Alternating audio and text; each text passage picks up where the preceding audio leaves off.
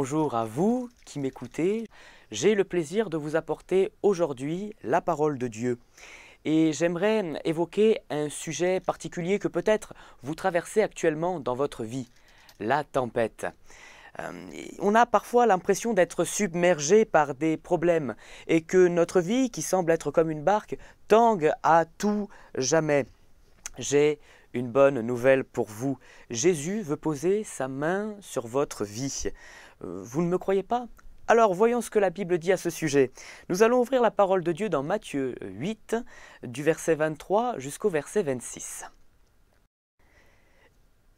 Il monta dans la barque, donc Jésus, et ses disciples le suivirent. Et voici, il s'éleva sur la mer une si grande tempête que la barque était couverte par les flots. Et lui, Jésus, il dormait. Les disciples s'étant approchés, le réveillèrent et dirent « Seigneur, sauve, nous périssons !» Il leur dit « Pourquoi avez-vous peur, gens de peu de foi ?» Alors il se leva, menaça les vents de la mer, il y eut un grand calme. Ces hommes furent saisis d'étonnement. « Quel est celui-ci, disait-il, à qui obéissent même les vents et la mer ?» Amen.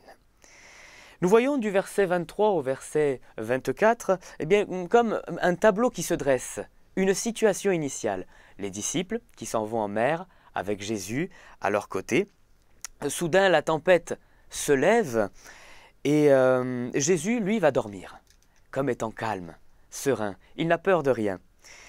Un parallèle me vient entre cette barque, ces quelques disciples, et puis notre vie. Nous avons l'impression que, et c'est plus qu'une impression, que notre vie semble être comme une barque qui se laisse porter sur des flots, parfois calmes, parfois impétueux, et puis nous siégeons là, sur cette barque, nous laissant porter sur le flot de la vie. Nous avançons parfois sur des eaux calmes, parfois sur des eaux agitées. Nous verrons ensemble pourquoi je fais ce parallèle. Il me vient ensuite à l'idée d'évoquer le verset 25. Les disciples, s'étant approchés, le réveillèrent et dirent « Seigneur, sauve, nous périssons. Seigneur, sauve, nous périssons. » Sont cela des paroles peut-être que vous avez pu dire, que vous pouvez dire peut-être du fond de votre épreuve. Face à ce problème, je cite, je meurs. Ce sont des choses qui me sont arrivées de dire, et à combien plus forte raison qui peuvent arriver à certains de dire. Et si on ne meurt pas physiquement, c'est peut-être spirituellement, à l'intérieur, que la mort semble se dessiner. Toutefois, les disciples, bien qu'ils aient eu peur de la tempête, n'ont pas eu peur d'aller vers le Seigneur. N'ayez pas peur de venir à lui, parce que nous voyons, les résultats sont là. Dieu peut tout. Notre Seigneur Jésus-Christ peut tout. Et nous voyons au verset 26, justement, qu'il va menacer les vents. Et la tempête va se calmer. Alors, à combien plus forte raison, si au son de sa voix la tempête se calme, la tempête sur votre vie ne pourrait-elle pas se calmer?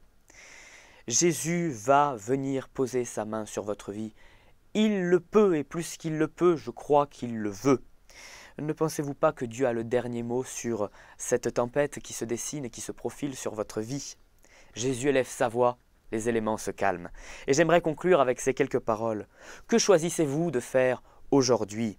Voulez-vous vous remettre entre les mains de Dieu véritablement, lui qui peut tout, qui sait tout, qui connaît toutes choses? Il va vous bénir, et il veut vous bénir, car il vous aime plus que toute autre chose. Vous êtes la prunelle de ses yeux, et il veut vous tendre la main. Plus encore, il vous l'a déjà tendu. Oui, il vous l'a tendu il y a 2000 ans, mourant sur une croix, s'oubliant lui-même pour mourir pour la simple cause de l'humanité. Il vous aime tellement qu'il est mort pour vous. Maintenant, c'est à vous de le suivre, en changeant de cap, même si les océans se déchaînent, il vous fait sa promesse, il sera toujours avec vous. Laissez-moi prier pour vous. Seigneur, notre Dieu, je veux te bénir pour la vie de cet ami qui regarde cette vidéo. Tu vois la tempête qui se profile, Seigneur, dans sa vie. Seigneur, je te prie de poser ta main, parce que tu as le dernier mot, parce que tu peux tout, parce que tu es tout-puissant. Viens te révéler, Seigneur, au cœur de cet ami qui se trouve bien dans la tempête. Montre-lui ta toute-puissance, chasse au loin les ténèbres et manifeste ta lumière et ta gloire, Seigneur Jésus. Je te fais cette prière dans le nom de Jésus. Amen. Que le Seigneur vous bénisse.